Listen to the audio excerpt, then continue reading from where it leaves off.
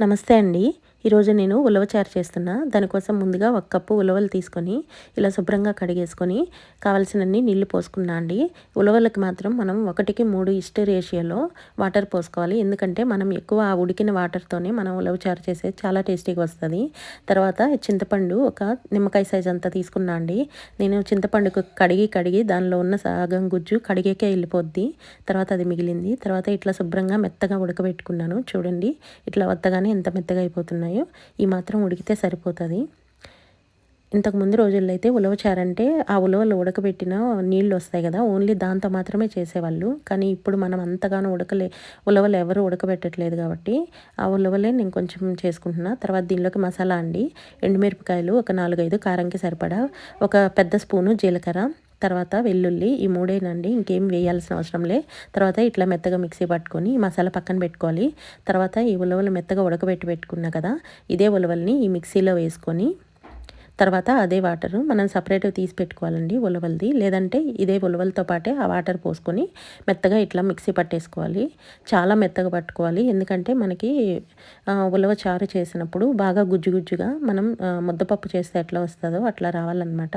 ఇలా మెత్తగా మిక్సీ పట్టేసుకున్న దానిలో మనం ఉలవలు ఉడకపెట్టినప్పుడు వచ్చిన వాటర్ కూడా కలిపేసుకొని, తర్వాత దీనిలోనే సరిపడినంత ఉప్పు కూడా వేసుకొని కలిపి పక్కన పెట్టుకోవాలండి. తర్వాత ఒక మీడియం సైజు టమాటా తీసుకొని సన్నగా కట్ చేసి పెట్టుకున్న పక్కన.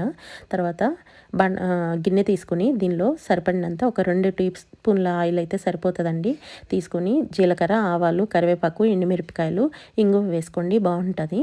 తర్వాత కొంచెం అది పోపు ఫ్రై అయినాక మనం ఏదైతే మిక్సీ పట్టి పెట్టుకున్న మెత్తగా మసాలా అది వేసేసుకొని జస్ట్ ఒక్క నిమిషం అట్లా ఫ్రై చేసుకోండి.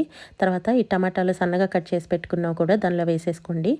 ఈ టమాటా హైబ్రిడ్‌ది లాగుంది. అందుకే చాలా గట్టిగుంది. యాక్చువల్‌గా అయితే ఇంకా మెత్తగా గుజ్జుగా అయిపోద్ది నాటువైతే. ఇంకా అందుకే ఎంతసేపు చేసినా గానీ అది ఫ్రై అవ్వట్లేదు. ఇంకా ఉలవలు మనం సైడ్‌కి ఏదైతే రసం తీసి పెట్టుకున్నామో అది మొత్తం పోసేసుకోవడమే. చింతపండు కూడా గుజ్జు పోసేసుకొని, ఆ చింతపండు గుజ్జు కొంచెం అట్లా తిప్పేసుకున్నాక తర్వాత ఈ ఉలవలతో మనం పక్కన మిక్సీ పట్టి పెట్టుకున్నాం కదా, అది మొత్తం వేసేసుకొని సరిపడినంత సాల్ట్ కలిపేసుకోవడమే. ఉప్పు కానీ, సాల్ట్ కానీ. నా దగ్గర ఉప్పు లేదండి సమయానికి, అందుకే ఇంకా సాల్ట్ వేసేసా. యాక్చువల్‌గా నేనైతే కల్లుప్పే ఎక్కువ వాడతాను. తర్వాత ఇట్లా కలిపేసుకోవడమే. ఇంకా దీనిలో వేయాల్సినవి ఏం లేవండి. చాలా అంటే చాలా అద్భుతంగా ఉంటుంది. అసలు ఒక్క ఉలవచారు ఉంటే చాలు, ఎంత అన్నమైనా తినేస్తాము. ఇదే ఉలవచారు పచ్చిమిరపకాయలతో కూడా చేస్తారు. నెక్స్ట్ టైం అది కూడా చూపిస్తాను కంపల్సరీ. ఇంకా ఆల్మోస్ట్ అయిపోయిందండి. ఇప్పుడు కొత్తిమీర వేసేసుకొని మంచిగా కలిపేసుకోవడమే. తర్వాత నేనైతే ఈ పైన నురగ తేలుతుంది కదా, అది మాత్రం కంపల్సరీ పప్పులో కానీ, దీనిలో కానీ, దేనిలోనైనా తీసేస్తాను. ఆ నురగ మొత్తం తీసేస్తాండి. తర్వాత ఇదిగోండి బెల్లం పొడి కలుపుకుంటున్నా. బెల్లం కంపల్సరీ వేసుకోండి. పచ్చిమిరపకాయలతో చేసుకున్న దానిలో అవసరం లేదు కానీ, ఎండుమిరపకాయలతో చేసుకున్నప్పుడు నేనైతే కంపల్సరీ బెల్లం కలుపుతాను. దానివల్ల మనం పులుపు కలుపుతాం కదా, చింతపండు పులుపు, అది బ్యాలెన్స్ అవుతుందండి. అందుకోసమే బెల్లం వేసుకుంటే చాలా బాగుంటుంది. అసలు ఎంత బాగుంటుందంటే అంత బాగుంటుంది. కంపల్సరీ ట్రై చేయండి.